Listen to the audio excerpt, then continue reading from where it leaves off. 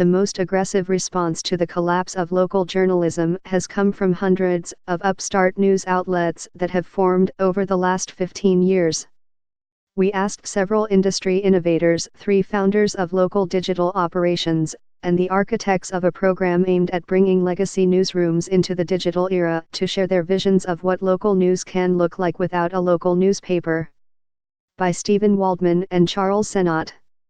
The crisis in local journalism is catastrophic and it will get worse. More than 1,300 communities across the United States are without local news coverage, and thousands more have inadequate journalism. At the next recession, the collapse will accelerate. Studies have now validated what we all know intuitively: the disintegration of community journalism leads to greater polarization, lower voter turnout, more pollution, less government accountability, and less trust. This problem is not going to be solved by a new phone app or an increase of a few pennies in digital ad rates. It's time to try something dramatically different. The local media ecosystem of the future must have a much bigger role for nonprofit media and philanthropy. We accept this reality in the worlds of education and healthcare. It's time to embrace it for local journalism. We believe people have an obligation to support libraries and symphonies. Now they have to support good accountability reporting. But let's do this in a way that improves on what came before. Report for America started almost 2 years ago on the premise that journalism had as much to learn from the Peace Corps and AmeriCorps as it did from big media companies like Gannett, Sinclair, or Gatehouse. Local journalism needs national service. Report for America, an initiative of the Ground Truth Project, runs 2 competitions. In one, talented emerging journalists make a case for how they can have substantial impact. We had 940 applicants for 50 slots this past year. Meanwhile, news organizations, including nonprofits, identify civically important gaps in their news coverage, such as healthcare, the environment, schools, criminal justice, or whole regions or communities, for which they would use a Report for America reporter. We then split the funding for an entry-level salary. We pay half. The other half is paid by a combination of the local newsroom and local donors. By drawing new local dollars off the sidelines, we hope to enable these positions to persist for years to come. We now have 61 reporters in 50 newsrooms across 30 states and Puerto Rico, and plan to deploy 250 next year, with an ultimate goal of placing 1,000 reporters in the field across the country. This approach helps with both the spiritual and financial crises of local journalism. These young journalists commit 1 or 2 years to these communities because they believe local journalism is a public service, just as much as being a teacher or a nurse. By being on the ground, and present, they let the community see reporters as their advocates, in it for the right reasons. Trust will improve. Report for America reporters have already helped communities in significant ways. One of our first reporters in Kentucky, Will Wright, wrote about the lack of clean, reliable drinking water in the eastern part of the state for the Lexington Herald-Leader. His pieces stoked public outrage, and unleashed several $1 million to help repair the system. Other stories by Corps members include an account of a raft of mysterious deaths in the Mississippi prison system, a report that explained why South Dakota has the highest rate of young children not attending school, and an account of how the trade wars would affect the uranium mines in Johnson County, Wyoming. By significantly reducing the cost of employing a reporter, the program enables news organizations to do what they wanted to do all along: cover crucially important, neglected areas. For instance, 6 of the beats in the second Report for America class involve covering Native American communities for newsrooms in Wyoming, Utah, Montana, Idaho, and California, an overnight quadrupling of the number of reporters exclusively covering Indian country for mainstream media outlets. We're now taking applications from newsrooms for the next class, 250 reporters who will hit the field in 2020. Report for America isn't the only solution. We need more nonprofit news outlets. We need public radio to improve its efforts to do local journalism and to reach a broader range of people. We need commercial media to continue to improve their business models. But Report for America can provide much of the people power and, more important, a new spirit, local journalism as public service.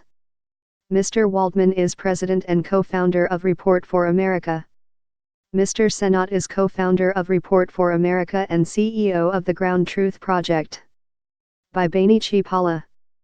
This month, facing word that 2 online charter schools took in $40 million in taxpayer dollars for enrolling students who didn't actually attend, including at least one who had died, one of Indiana's top education officials asked an important question: how did we miss this? The answer involves the lax oversight of some charter schools, which operate with more freedom than traditional public schools.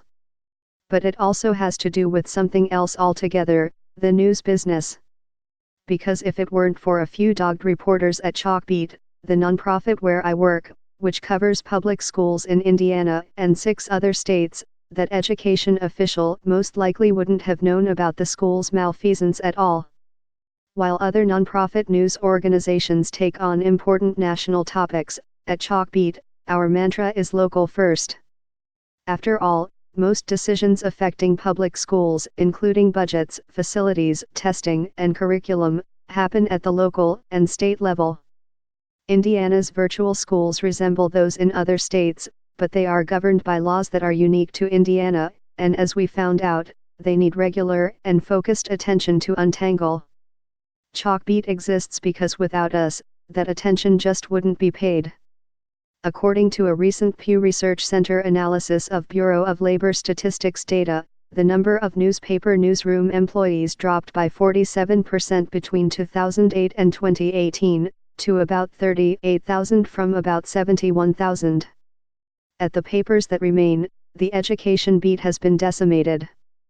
Where metropolitan dailies might have had 4 to 6 education reporters a decade ago, today they're lucky to have one. Even fewer reporters are focused on the 41% of children who live near or below the poverty line, the population most central to our mission at Chalkbeat. There are plenty of think pieces, and there is no shortage of shouting. But beat reporters covering education on a daily basis will remain an endangered species unless new business models like ours gain strength. Building new business models for news when the old ways of paying for it, mainly through advertising, are quickly disappearing isn't easy. But we're encouraged by the progress we've made. In the past 2 years, our monthly readership has doubled to 500,000, proving that there's an audience for local education stories. Our team now numbers more than 50 people, and our revenue for the fiscal year that ended on June 30 reached $9 million. That local first mantra also applies to our revenue philosophy, with the majority of each bureau's funding coming from the local community, a mix of philanthropy, membership contributions, ticketed events, a paid jobs board, and corporate sponsorships. As we grow, we're building a new community of supporters for local news. Nearly all our donors had never given to a journalism organization before Chalkbeat. But readership and revenue aren't the only measures. Impact such as what we saw with our reporting on the 2 virtual schools in Indiana is our ultimate goal, stories that influence both the conversation around education and actual decisions. This year, the administration of Governor Bill Lee of Tennessee lowered the annual income threshold for eligibility for education savings accounts after we highlighted inconsistencies between his initial messaging and his proposal.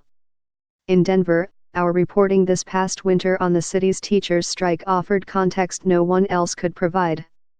And in New York, city officials and labor leaders just reached a deal to increase salaries for some pre-K teachers after our persistent reporting on the wide pay gap between teachers who work in community-run preschools, often women of color, and those who teach in classrooms overseen by the education department. As we look to our next 5 years, with plans to expand further, we remain committed to our original mission of lighting the path to better schools for all children, especially those for whom a quality education remains elusive. But we are also committed to lighting the path to better local news that is sustainable, accessible, and equitable. The crisis is too great to sit on the sidelines. Ms. Chipala is the executive editor of Chalkbeat. She has more than a decade of experience as a reporter and an editor. By Sarah Alvarez. Over the last 2 decades, Detroit has filed for bankruptcy, seen auto plants struggle and close, and hundreds of thousands of residents move away from the city. During this era of upheaval, the city's news organizations have shrunk, with fewer reporters covering the most pressing issues. Stories that begin in Detroit matter deeply to people in the metro area, and often resonate across the country. But even as local reporters help people outside our borders better understand our city, those who live here face a stunningly large information gap. We started Outlier Media 3 years ago to address this gulf. First, we used call center data from United Way's 211 service to identify the issues about which Detroiters most frequently asked for help. The data told us their top priorities were housing and utilities. More than 90,000 properties are owned by the city, with nearly 25,000 of those in various stages of blight. It is a city where tens of thousands of homes are at risk of foreclosure every year and where the utility provider, DTE, has on average shut off more than 150,000 accounts annually in the metro area. While we write big picture stories about these issues, we also look at the number of people affected and how our reporting might make a difference in their daily lives. We have built databases from our reporting that Detroiters can access on demand via text message, since most residents don't have broadband at home or generous data plans.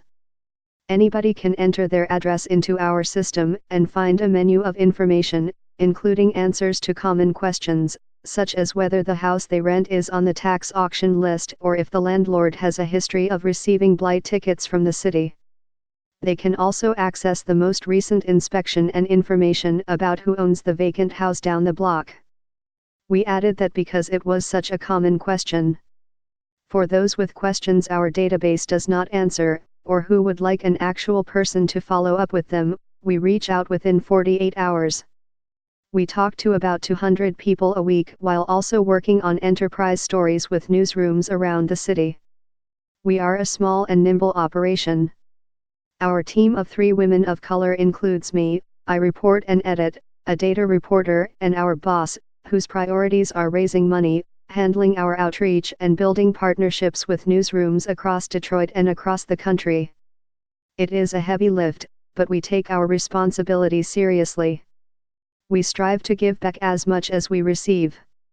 Our stories have pushed investors to stop buying houses in tax auctions, they have prompted the city to change regulations, and they have caught errors that cost city taxpayers hundreds of thousands of dollars. Those stories do not make it any easier for residents to navigate these broken systems, but the text service we built does exactly that. A few weeks ago, William Nunley was evicted after a real estate investor who was financially backed by the University of Michigan bought the house Mr. Nunley was renting at a tax auction. For the next rental home he and his family move into, Mr. Nunley can use the system we built to make sure it is not at risk of being sold at a tax auction. Accountability reporting has always been and will always be a scarce resource. Newsrooms much bigger than ours can't investigate everything. We want to redistribute that function by giving our audience much of the same information we have so everyone is better equipped to hold power to account. We wish for a time of abundance for the people in our city and for everyone who works in service of and to their communities. Until then, we will try to thrive, or at least be useful, in a time of scarcity. Ms. Alvarez is the founder and executive editor of Outlier Media. Before that, she was a senior producer and reporter at Michigan Radio, an NPR affiliate. By Douglas Smith. Healthy local democracy requires healthy local journalism. For decades, however, the tsunami-like forces of search and social platforms, political polarization, income inequality, and social and demographic disruption have pummeled local news enterprises while weakening community ties. Geography, which literally configures our democracy and for so long explained local news profitability, now blocks local news organizations from scaling like Google, Facebook, and other behemoths that amass billions of users. No wonder advertising and circulation revenue and local journalism jobs have dropped precipitously, fostering the alarming rise of news deserts, which, in truth, are local democracy deserts. In 2015, leaders of the Knight Foundation chose to combat this narrative of decline and despair. With their generous support, and later that of the Lenfest Institute, leaders from the Dallas Morning News, the Miami Herald, El Nuevo Herald, the Star Tribune of Minneapolis, and the Philadelphia Inquirer gathered in Philadelphia to fight back. Together with the American Press Institute, they started the Table Stakes movement, which today numbers about 100 local news enterprises across the United States and, in October, will start in Europe.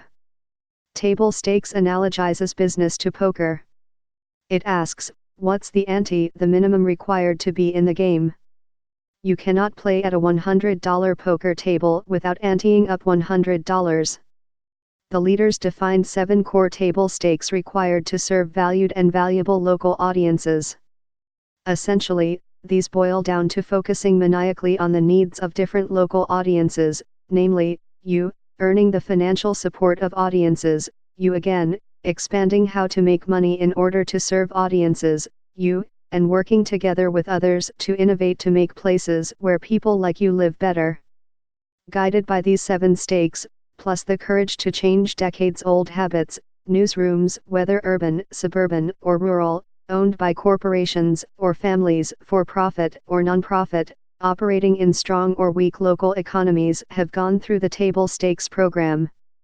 They returned to their communities and have seen real results from building new skills and audience-first mindsets, including significant increases in digital subscriptions. Newspapers from Sacramento to Fort Collins, Colorado, to Milwaukee have reported double-digit growth rates in digital subscriptions. Before Table Stakes, Philadelphia did not offer digital subscriptions. Today, 100,000 people pay for digital content.